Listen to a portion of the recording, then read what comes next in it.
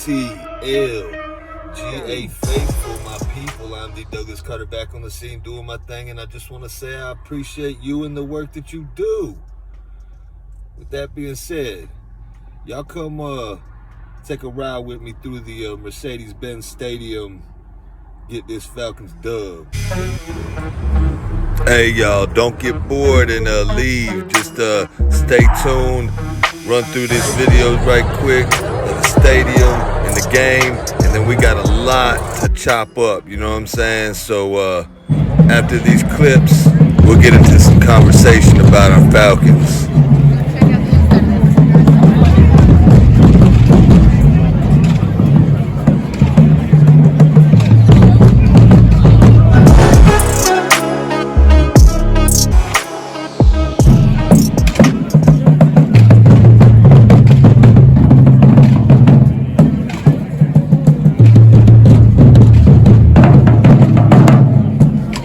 If you like a good drum line and your finger work, hit that like button.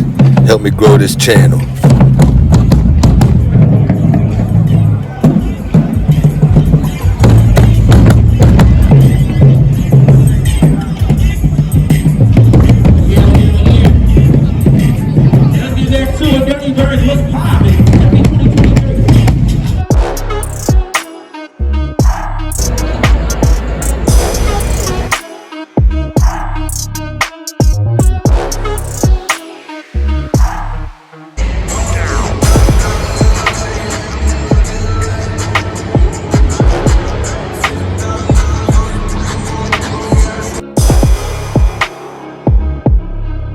Okay, I'm glad y'all stay with me this long, because we got a lot to talk about. Tyler Algier, if he gets 100 yards, you know what I'm saying, he could be that 1,000-yard back in his rookie season. Are you serious? Yes I am. Let's see, I'm hoping Tom Brady plays when we face the Bucks, so we could go ahead and beat him and squash that thing where, you know, we have never beaten him before. So I'm hoping he plays, even though the Bucks already clinched. I hope we can just, you know, give him an L and throw that little streak of Mr. JOKETB12, get it out of here, you know what I'm saying? End the year on a good note. We got to talk about Desmond Ridder, his performance, you know, Drake London, our defense, our coaches. Next year, I'm getting ready to do some mock drafts. I don't think y'all might like them, but I'll do a couple different ones, you know how I usually do. Anyway, I'm going to throw some highlights through the game, go over some things, good, bad, you know, not so great, ugly, you know what I'm saying, disgusting, idiotic, but there wasn't too much of that in this game versus the Cards. They were short-handed, but we did what we had to do to get the dub. I feel like we should have dominated a little bit more, but that's neither here nor there. Anyway, let's go ahead and chop it up. First off, let's check out these two runs by Tyler Algier. The first one is for a first down. The second one is for our first touchdown of the game. And don't nobody want to tackle him. He's bulldozing.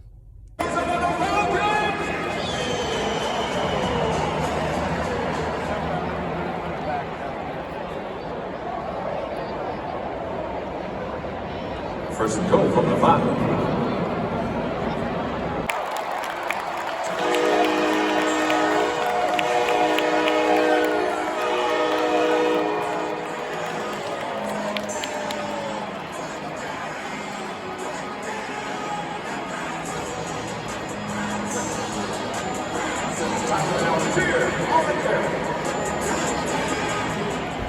The way he stepped through him right here, it's like he's saying, that's the best y'all got? Get off. Let me throw in another quick run from Algier right here. On this one, he just breaking ankles.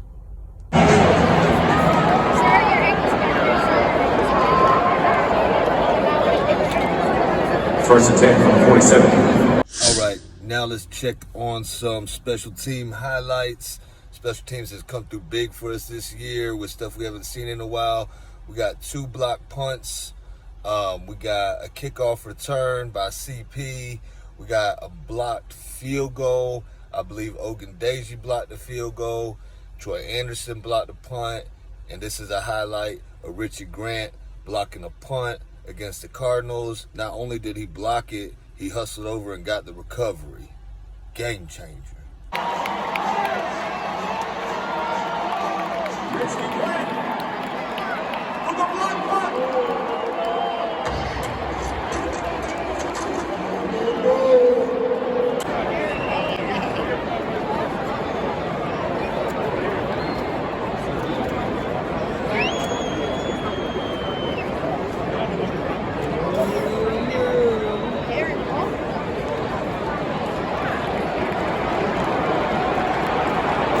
Now we're going to check out that man CP.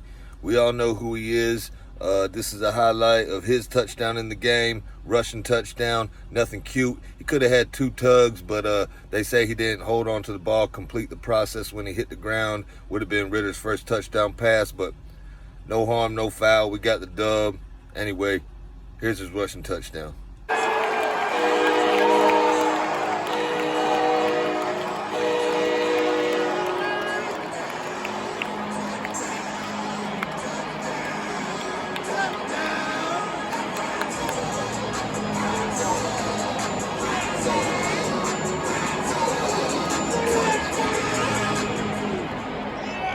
Okay, on this next clip, AJ Terrell would have had him an interception, but AK-47 got caught slipping and got called for offsides. Offside. Defense number 47. 5-yard penalty.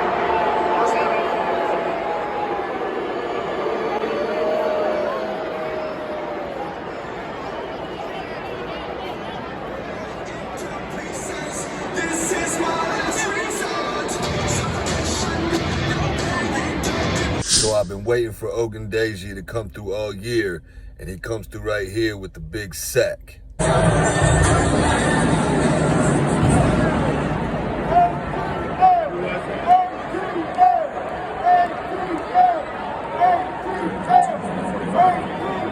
Shout out to the whole defense on this next one. Key, important, big stop on 4th and 2, and we stonewall them.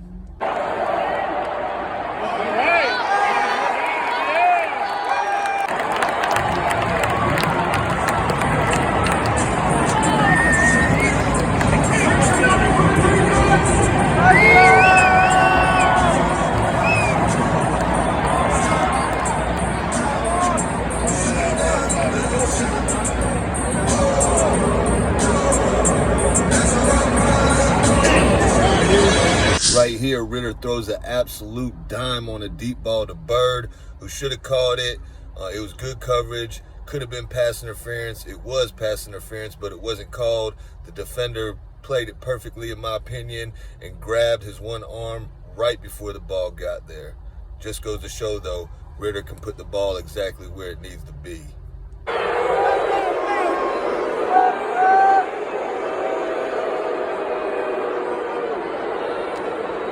I gotta throw this one in there too. Tyler Algier absolutely demolishes and trucks one of these suckers for the Cardinals. It's idiotic to try to tackle this man high and get pulverized. So this is the play right here that shoulda, coulda been Ritter's first touchdown pass in the NFL to CP. It looked good, but he ain't finished the process of going to the ground with it. But another perfectly placed ball by Ritter. I actually like this play design. You send London in motion, leaving CP all by himself. Now this was a controversial play right here. It looks to me like he catches it, he gets down, and when he gets down, number 35 knocks the ball out. Could have went either way. It's really close. You see right here, he has it. Going down to the ground. hits the ground, he still has control, and then the guy kind of rips it out. So looked like a touchdown to me, but oh well. Ooh, right here we got another big play from Mr. A.J. Terrell, an absolutely crushing, picture perfect form tackle.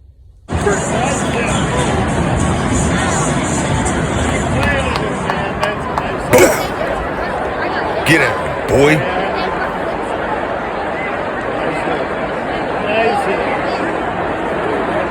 Here's a little nice run from Mr. CP.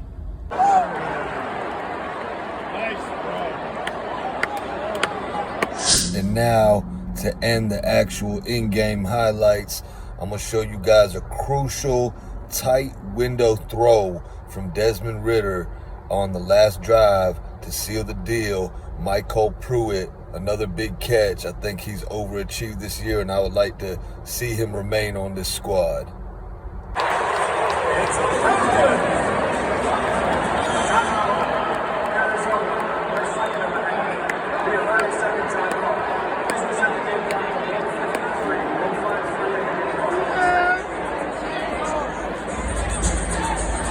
I hope y'all enjoy them highlights and the inside look, in-game experience from my point of view that I brought to y'all. Now let's go ahead and talk about the Falcons team as a whole and what's going on for the next upcoming year.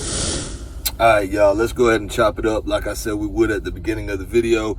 If y'all see me looking over here, I got a couple little notes, you know what I'm saying? So hopefully we'll run through this real smooth.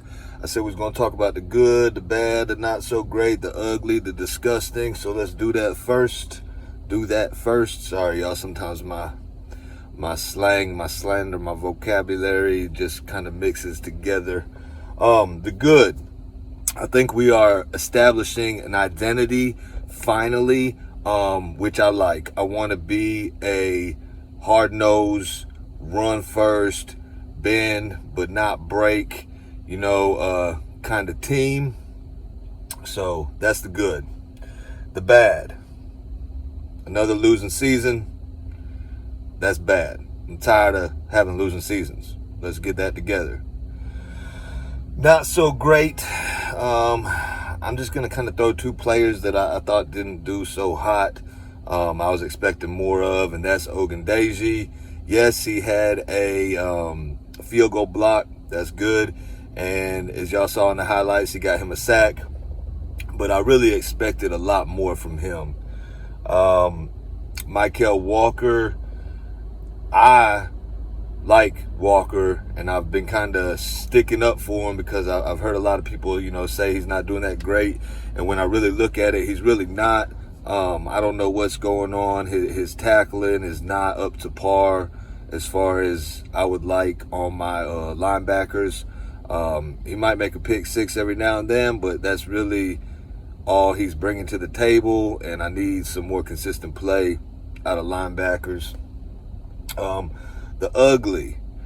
We had some ugly losses this year, some heartbreaking losses, and I think it's due to some of the play calling and decision making by Arthur Smith.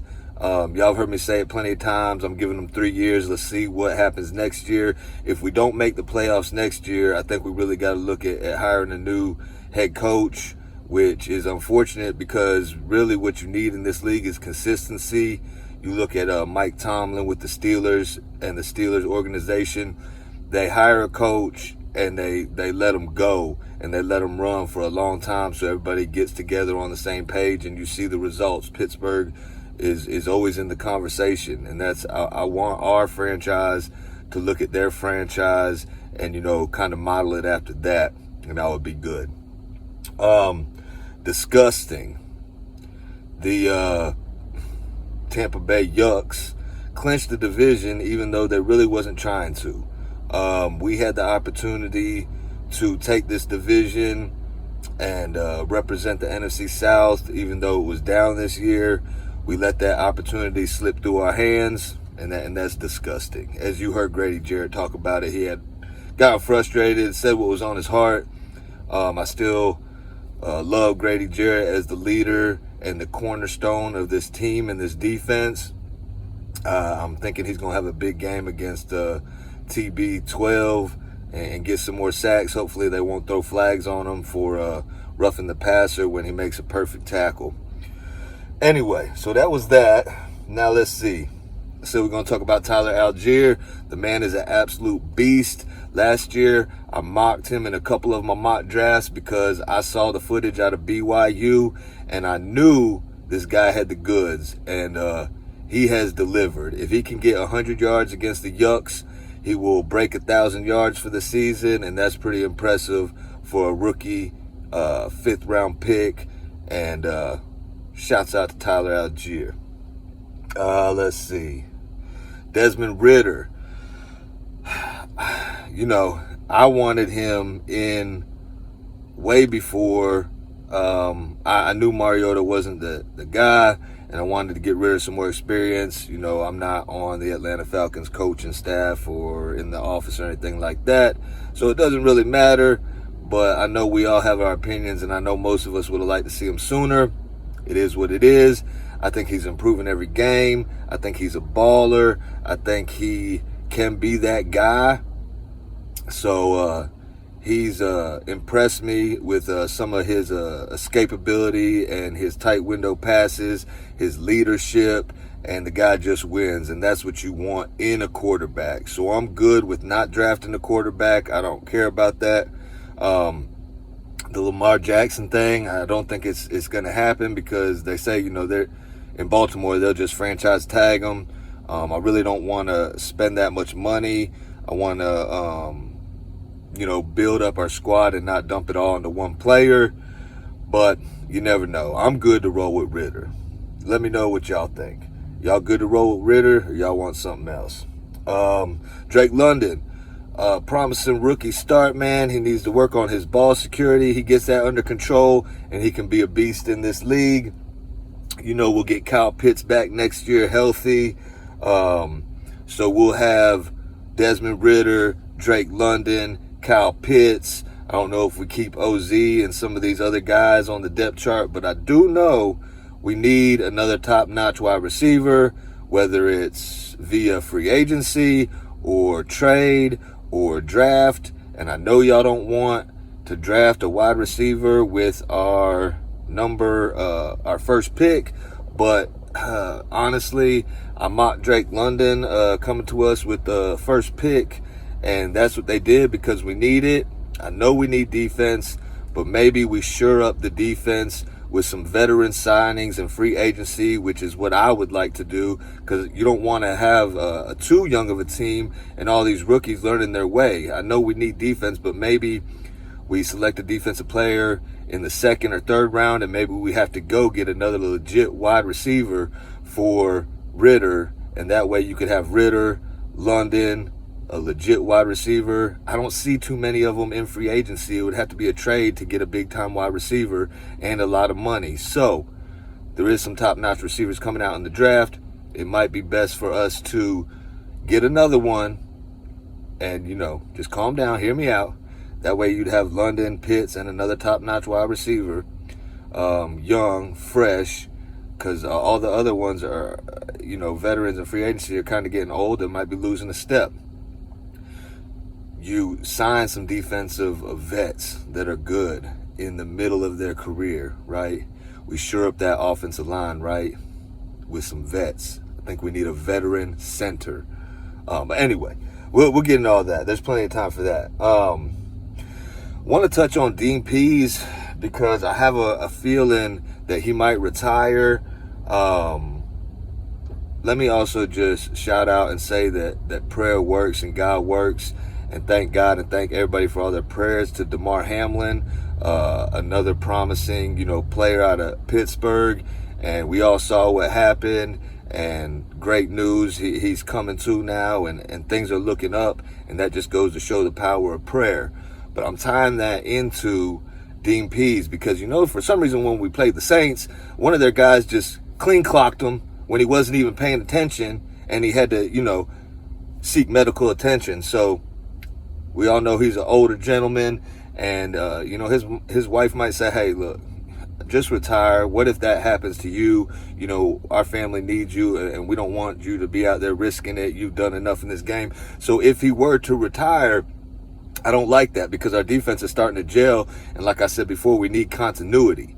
So you're going to bring in another defensive coordinator, and then everything's going to change. And then, you know, it could be a good change. It could be a bad change, but it's still going to be fresh and new, and it's going to be a learning curve. So I hope Dean P stays for at least one more year, get him some veteran talent on that defense to mix with our young class. And I think our defense could do big things, but you never know. We'll have to wait and see what Dean Pease is going to do and who would they bring in here to replace him. I don't know. I think his son's on the staff, or they just going to give it to his son and let his son run the defense that his dad ran. I don't know. Or they're going to bring in somebody else, but we'll see. But that could be something important to keep an eye on. Let's see. Arthur Smith, the coach, is he on the hot seat? I think he is on the hot seat. I know he inherited a lot of BS that was left from the former regime, and he had to kind of clean it up. I just don't know about his style and if his message is going to get stale. He seems to be a pretty good coach. He seems to be competent, but then there is some questionable game management and play calling. I'm not sure about our offensive coordinator, Dave Ragone. He seems like a good guy, but I just don't know if he can get it done. But we will see. I think this next year is really going to tell the tale. I think we should be able to win the division. I think we should be in the playoffs. And if not, then we might have to start from scratch again. Anyway, I think I hit everything I wanted to hit on. Y'all let me know. Drop a comment. Give me your opinions. What do you think we should do in the draft? You know, how important is it to beat the Tampa Bay Yucks? Because, you know, we never beat that guy, you know what I'm saying? Like, some call him a G-O-A-T, I call him a J-O-K-E. You know, it is what it is. You could love him, you could hate him. I just don't think he's kosher, you know what I'm saying? So hopefully Grady can feast on him, and we can beat him, beat the Yucks, go out on a high note. That's what I got for y'all. I appreciate all my subscribers, man. Hit that like, share, do all this stuff. Let's grow my channel up. Shouts out to all the other content creators. Y'all know who y'all are. Y'all doing y'all's thing. And let's keep it rolling. I'm going to end this video like I end all my videos. Thank God works. And I hope you have a blessed rest of your day or night. One.